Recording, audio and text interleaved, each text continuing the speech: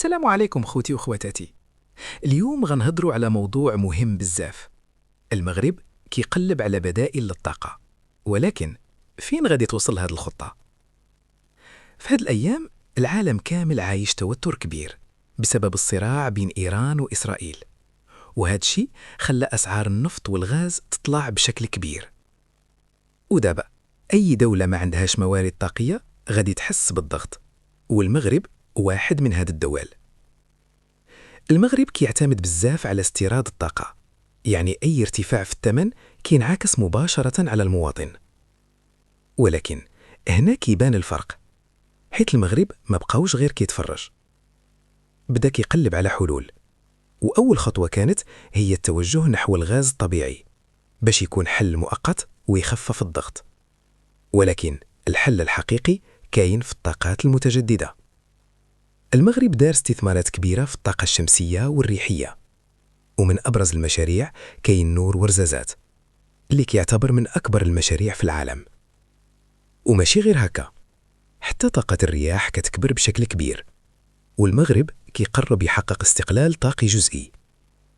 ومن جهة أخرى كاين تطوير كبير في الموانئ بحال ميناء طنجة المتوسط وميناء الناظور، باش يولي المغرب مركز مهم للطاقة والتجارة. تنبيه، هنا غادي نطرحوا سؤال مهم: فين دخل الجزائر في هذا الموضوع؟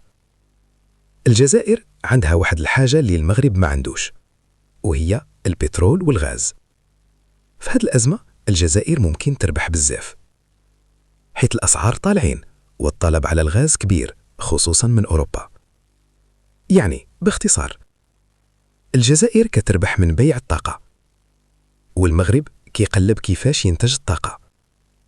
تنبيه، واش هادشي كيعني الجزائر رابحة والمغرب خاسر؟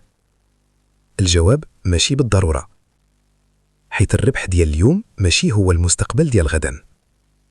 الجزائر معتمدة بزاف على البترول، وأي هبوط في السوق يقدر يأثر عليها.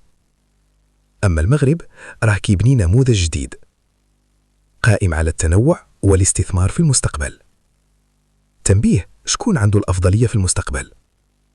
الجزائر عندها القوة دابا، المغرب ممكن تكون عنده القوة في المستقبل. وهنا كيبقى السؤال مفتوح. الخلاصة، العالم كامل كيتغير، وكل دولة كتختار الطريق ديالها. المغرب اختار طريق الاستثمار والطاقة النظيفة، والجزائر اختارت تستفد من الموارد الطبيعية. ولكن شكون غادي يربح في الأخير؟ وفي الأخير قل لي في الكومنتير، واش كتشوف المغرب غادي ينجح في هذا الرهان، ولا الجزائر غتبقى هي المتحكمة في السوق؟